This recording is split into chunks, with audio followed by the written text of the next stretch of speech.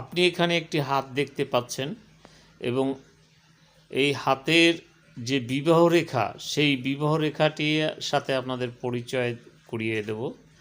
আপনার যে কনিষ্ঠ আঙ্গুল আছে, কনিষ্ঠ আঙ্গুলের নিচে একটি রেখা দেখতে পাচ্ছেন, এটিকে বলা হয় বিবাহ রেখা। এই রেখাটি অনেক সময় 2টি 3টি ও থাকতে পারে। তো যেখানে একটি রেখা সুস্পষ্ট দেখবেন সেটি মনে করবেন এটি বিবাহ রেখা, আর যে রেখাগুলি অস্পষ্ট বা ছোট থাকে সেগুলি আপনার প্রেম ভালোবাসা বা সম্পর্ক এই বিষয়গুলি ইঙ্গিত করে। আর বিবাহ রেখা যদি পরস্পর দুইটি সমান হয় এবং শক্তিশালী হয় সেক্ষেত্রে 2টি বিবাহ হতে দেখতে পাওয়া যায়।